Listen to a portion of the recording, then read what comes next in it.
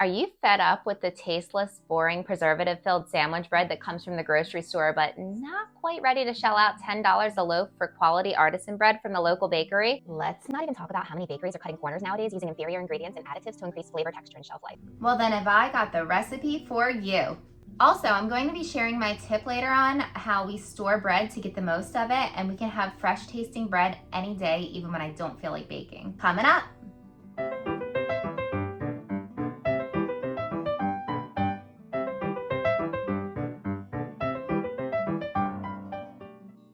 Hi, I'm Kelly, busy mom of 5 and lover of all things edible. If you're like me and you love food, but you hate the garbage that's in today's processed foods, I'm here to help. It brings me such joy to prepare scratch foods in my kitchen that are not only delicious, but simple, budget-friendly, and mostly healthy. You're in for a treat. Homemade bread does not have to be complicated or time-consuming. And with the methods, tips, and tricks I'm gonna share with you here today, the tantalizing scent of delectable homemade bread will soon be filling your home, beckoning your drooling family to the kitchen, fights breaking out over who gets the first slice, mouths too full to speak the deep appreciation they have for the most fantastic mother in the world because you're feeding them wholesome, real, and delicious food made with love from your very own hands. Without further ado, let's get into it. For this recipe, you're gonna need the following ingredients: all-purpose flour,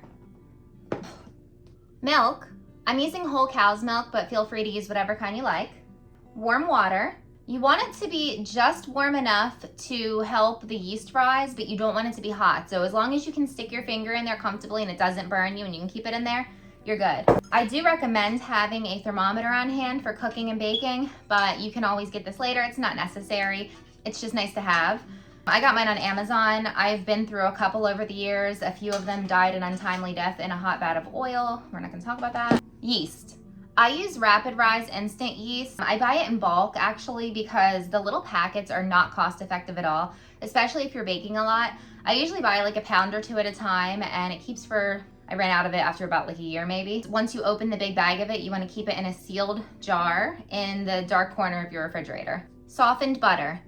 I use salted. A lot of baking recipes call for unsalted butter, but I don't need that kind of negativity in my life.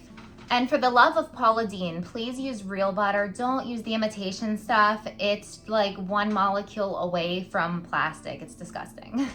You can also use avocado oil instead of the butter in your bread, but I just prefer the flavor and texture that the butter gives. Honey or sugar, again, please use the real deal here. We use raw honey from a local bee farm. Support your local farmers, y'all. And salt. And that's it. That's all the ingredients you're gonna need. For this recipe, you're gonna wanna have a bowl to mix everything in, some mixing utensils, some measuring cups, some utensils to mix with. I like to have a whisk and a wooden spoon, but just use what you got. Something to cover your rising dough with. I have a lot of flour sack towels. You can use any kind of towel. You can use plastic wrap. And a loaf pan to bake your bread in. This is 9 1/4 by 5 1/4, but I mean, anything that looks like the shape you want your bread to turn out as is fine. If you have a stand mixer, you're more than welcome to use it for mixing the dough, but it's definitely not necessary. Kneading is therapeutic. It helps you get your anger out, and it can actually help you tone up those bingo wings. Yeah. So I like to mix my yeast, sugar, and water together just to give it a chance to dissolve. So that's just over 2 teaspoons of yeast, 2/3 of a cup of warm water, and 2 tablespoons of honey or sugar. And give it a little whisk. Okay, and now you're gonna add the rest of your ingredients right on in.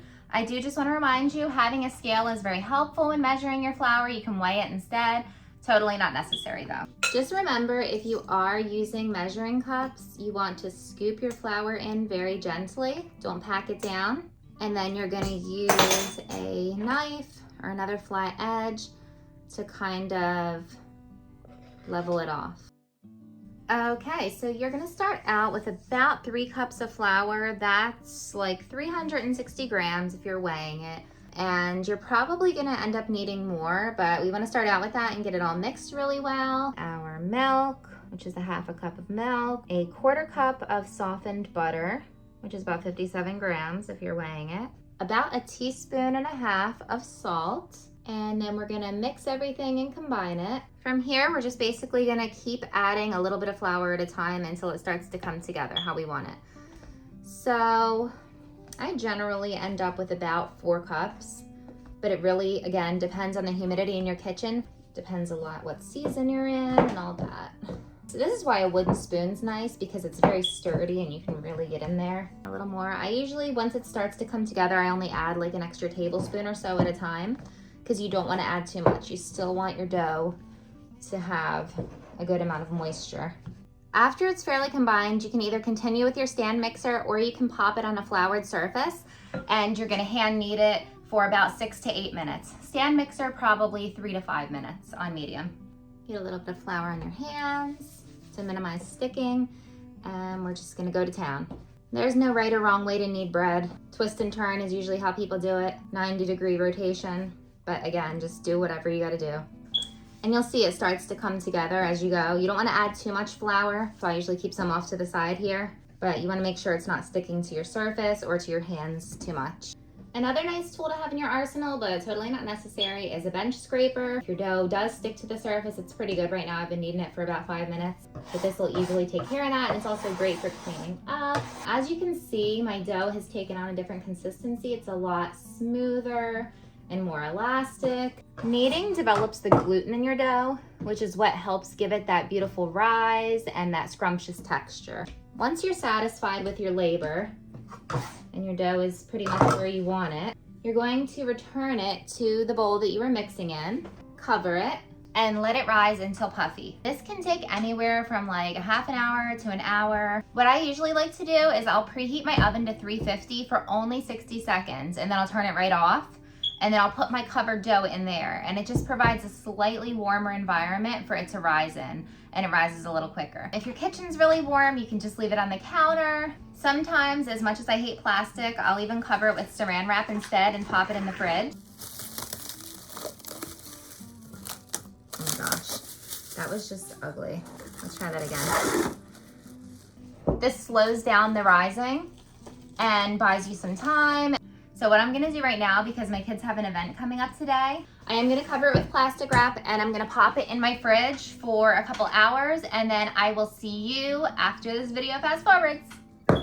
Okay, so as you can see, it is visibly puffy. It's been in my refrigerator for about 7 or 8 hours. We kind of got carried away today. But yeah, this would be like the equivalent of letting it sit on your counter for 30 to 60 minutes. So it is cold though, but that's not gonna make a whole lot of a difference. Just the second rise might take a little bit longer because of the dough temperature. So let's get started. We're gonna shape it. So once it's visibly risen and puffy, get your dough out onto a floured or greased work board and shape it into a log to fit your loaf pan. There's many methods for doing this. I just basically roll it out as you see here. Everybody has a different method or way of doing this. There's no right or wrong way. It's what I prefer to do. It gives me a nice loaf shape, and then I sometimes roll it a bit depending on the size of my pan. Okay, now you're gonna transfer your dough to your loaf pan. I like to use unbleached parchment paper to line my loaf pan, and I actually have a little trick for getting your parchment paper to cooperate with you.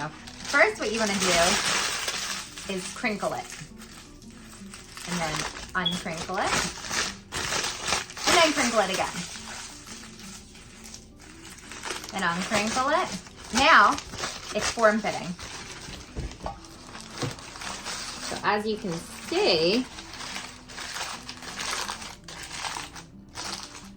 it adheres to the shape of the pan and doesn't put up as much of a fight. And then once your dough goes in, it'll really sit nice. See? Voila. And then we're gonna take our little bundle of joy and we're gonna transfer it into here and let it rise in a warm place until visibly risen. You'll know it's ready when there's a slight dome above the top of the pan, about 1 inch. You wanna preheat your oven to 350.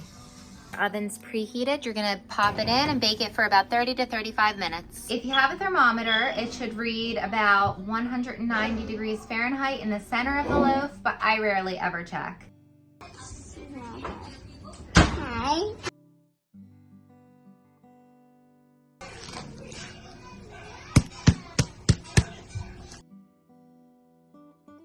Okay, so I cannot wait to have a slice of this. But first, I wanted to ask you, what is your favorite way to eat bread? Do you make sandwiches? Do you keep it basic with butter? Do you put Nutella, jelly? Like, what do you put on your bread? Let me know in the comments. I hope you got some value out of this video, and if you did, I would love it if you could just tap the like button. All right, so if for some odd reason my family doesn't devour the entire loaf of bread, like within minutes of it coming out of the oven, and I know that it won't be finished within a couple days, I like to pre-slice it, flash freeze it, and then stack it with parchment paper in between the slices in a gallon-sized freezer bag. That way we can pull out what we need when we need it. Slices defrost so quickly. And you can also freeze the whole loaf if you want. I recommend vacuum sealing if you're not going to use it within a week or two. Now it's time to dig in. So good. It's really, really good.